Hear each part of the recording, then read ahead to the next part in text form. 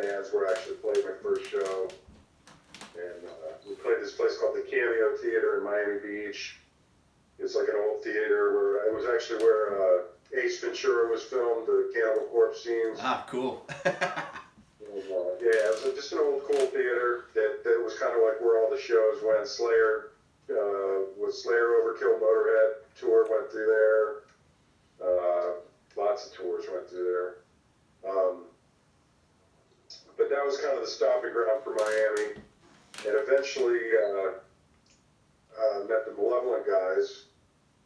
And I was hanging around Cynic more or less, kind of helping them out. I was a roadie for Sean Reinert. I would help him load his drums in. And like I said, I had that red and white van, so I would drive them, to the gigs. And we would go to Miami Beach on the weekend, or not even the weekends, just during the week for like fun. We'd, load up like 10 people in my van and just go down to Miami Beach and, try to, just hang out and Totally. do whatever, check out Miami Beach.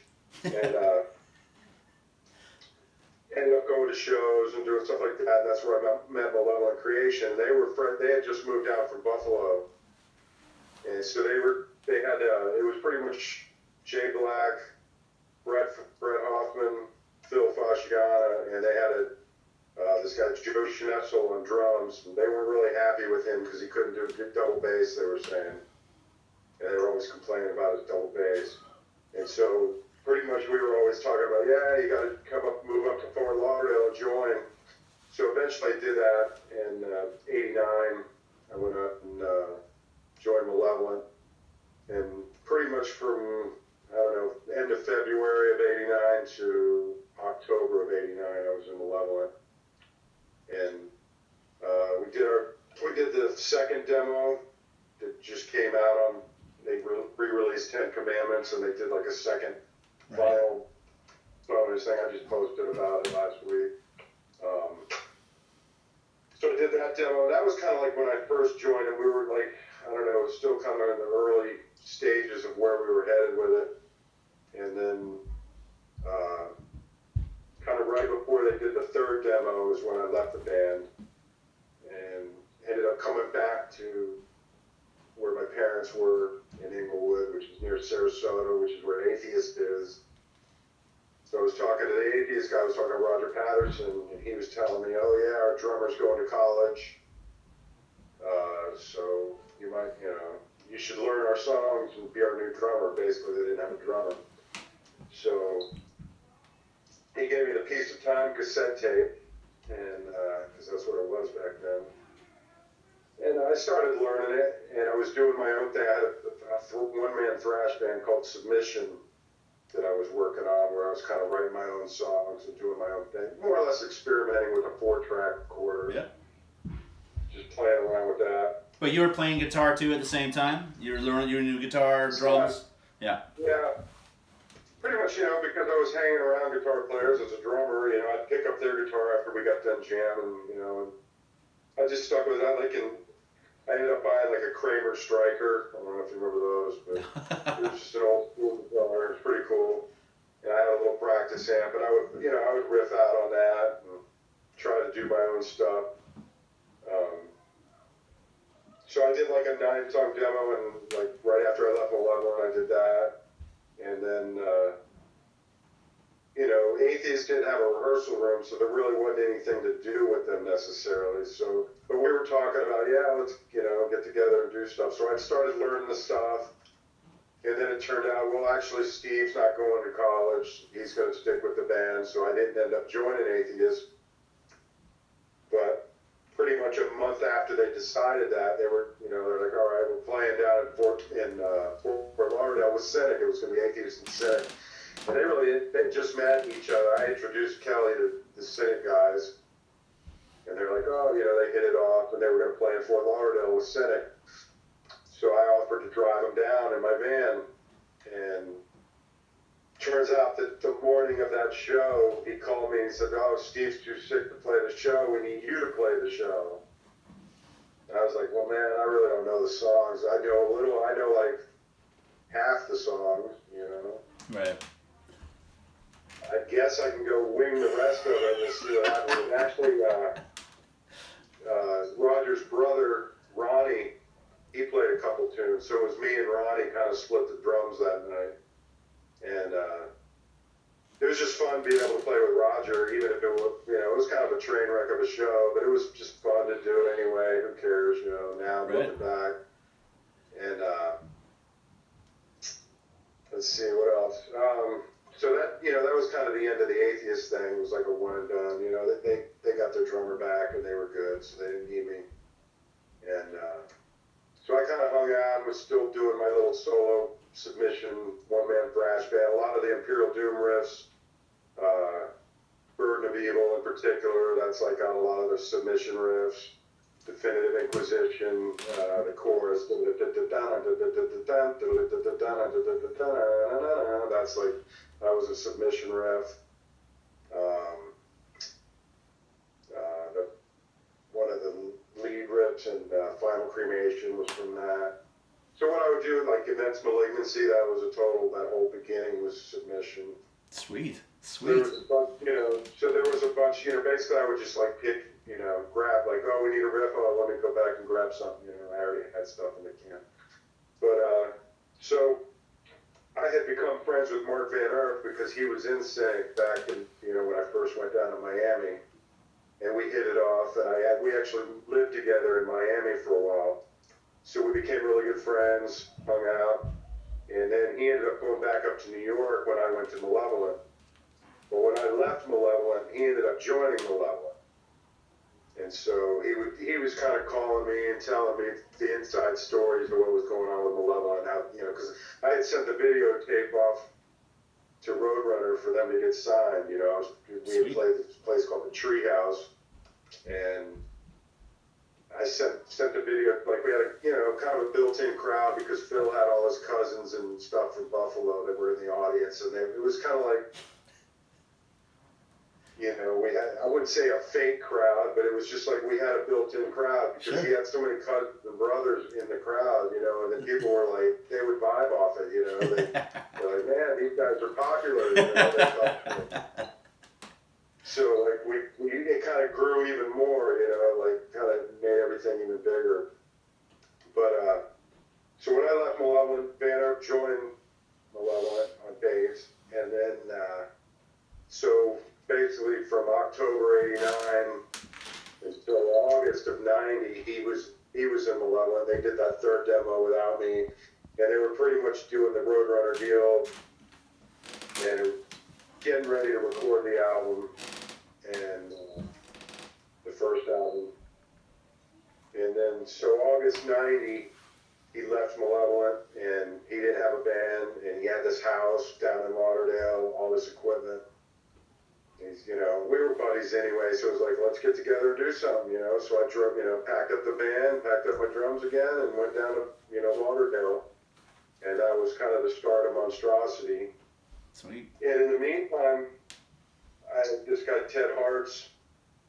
He was in a band called Ex Mortis, which is Lee from Diabolic, Antar from Diabolic, whatever. He was the drummer. They wanted me to replace Antar in Ex Mortis, and so I was talking to them about that. But then he got kicked out of Ex Mortis, so he wanted to put something together with me. And he had this singer named George, and so I flew I think it was like July of '90, right before I formed Monstrosity. And before all that happened, I flew up to Washington with this guy Ted, and we drove up to, we picked up George in Baltimore, and then we drove up to this girl Ann's house in Philadelphia, and we went to, it was like Ripping Corpse, Malevolent, because Mark was still in Malevolent, and it was Ripping Corpse, Malevolent, Hell Witch, and then we went to that show in New Jersey. I remember that. And so that was when I met George, pretty much. And he was in a band called Corpse Grinder. Yep. So when I went back, and then Mark was out of Malevolent Creation, and I went down there and formed Monstrosity with him. We were like, who are we going to get to sing? I said, well, we got this Corpse Grinder guy, let's get him, So we were talking to him. I was still talking. We had his phone number. And the Ted guy was supposed to be involved with Monstrosity too, but tripped out. He didn't like. He wanted us to scrap all the work we'd already done and like play his songs, you know. And we kind of wanted to do more of a, you know, a combination of things, but came down to it. Like we had this guy Ross, who had a club called 21 North in West Palm Beach, and he was doing shows there, and he was doing Massacre, and he needed an opening band. So we're like, we'll do it without even having a really full lineup. You know, we told him we'd do it. And we basically had a month to get it together. So we got George a bus ticket. And right around the same time, we had a different guy on guitar. It was just some local guy from Homestead. Well, we kind of knew he wasn't going to be the guy. And right at the same time when George was coming down, John Rubin ended up leaving. So it was kind of 3 ex-Malevolent guys with George, is kind of how the first lineup was. And we did the first show with Massacre, and it went horribly. It was like we've been practicing the set, opening with Definitive, playing basically the demo in order. And then the day of the show, we decided we were going to open with Burden. And it was just like it was just a train wreck. We just weren't warmed up right. The show just didn't go good. And like, I mean, it was like seriously, like, what are we doing here, man? It was very disappointing. So then our second gig, same place, Ross. He's like, you know, we got Deicide and Malevolent coming. We need an opener. You guys want to do that one? And we're like, all right, cool. So we kind of had a redemption thing going that one. We like really hit the woodshed on that one, and like. We came back and we really kicked ass at that show, and that kind of redeemed it. And then that night after the show, Ross called me up. He's like, "Hey, we need an opener for tomorrow in Orlando at the Beach and Theater with Pantera. You guys want to do it?" And we're like, "Sure," you know. So basically, the next morning, like 11 o'clock, we loaded out and drove up to Orlando and opened for Pantera, you know. Fucking that cool. was Cowboys from Hell. And to be honest, I didn't know, you know, I heard the name, but I wasn't that impressed. Like, it wasn't like it was now, you know, where you think Pantera. It was just, but at the same time, it was a packed room, and it was like, well, you know, where are all these people coming from? You know, like, why, how'd they get so big? But right. They were just blowing up at the time, you know, it was one of those things. And the other cool thing about that gig, it was Gar Samuelson, the original Megadeth drummer. He had a band called Fatal Opera with his brother, and they played right before us, and they were doing more of a power metal thing, and nobody was into it, man. Everybody was like sitting down, and it kind of got a bad response, you know. But we came out and then just kicked ass, you know. It was like our death metal was hitting right then, and we were playing death metal, and everybody just dug the shit out of it. So that worked out, you know, in our favor, and we had a good show. I think Deicide played that one too. Hellwitch played, and then of course Pantera. So it was that was kind of like, those were our first 3 shows in a nutshell. And then, so that was November of 90, and then we pretty much in December we went and recorded our first demo. We did 4 songs. Pretty much the same studio that I had done the demo with Malevolent. It was this place called Natural Sound in Miami. It was over by Tamiami Airport.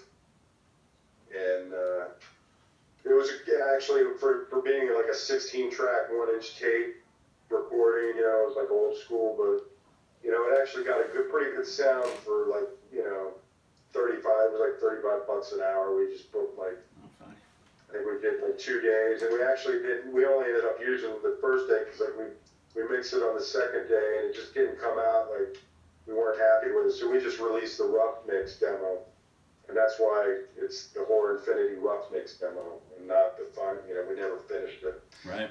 And then, so at the time, you know, me and Vanner, you know, like I said, we were living in that house in Fort Lauderdale. He already had the house, and I just moved down there with him. But we would, like, you know, during the day, we would, you know, we would like conference call Borovoy, the guy who does Blabbermouth, and Monty Connor from Roadrunner Records, and we were trying to get with Roadrunner. That was kind of the deal. and we would talk to them, hey, we're doing this, we're working on our demo, we're going to be, sending it to you here pretty soon, we want to get signed, and they would tell us, oh, we just signed Gorguts, oh, we just signed Suffocation, and, they would keep us, let us know what was going on with them. Right. It was basically gossip queen shit, and just talking about who was doing what, and we would do these one-man bands, we would do these, all these side projects during the day. Like, we had a project called Sonic Vomit, which was George on drums, and me playing guitar and singing, kind of like a thrash thing, death metal, whatever. And Banner had his own thing called Crony, that was like his thing, and like we would do all these 4-track demos. We kind of like, the idea was to get each guy to be able to do their one-man band kind of thing, Right. The idea was to get everybody better as a musician by learning the other instruments, It's smart. It really nothing ever happened with it. I mean, it was one of those things, but that's what we would do during the day, and then at night, pretty much, we were pretty religious about practicing, we would do like 6 nights a week, usually. Sometimes we practice twice a day. We practice in the morning and then do another set at night, We were taking it pretty seriously, and we were just into it. And so December of '90, we did the Horror Infinity demo, and then we were like, just went kind of nuts with the mailing and the tape trading. We'd go to the mail, go to the post office with like bags of cassette tapes, and just like send them out to all these. We'd gotten all these addresses from Pat from Hellwitch, and pretty much sent it all over the world, just as much as we could, send it everywhere. And we were, just got into doing the mail thing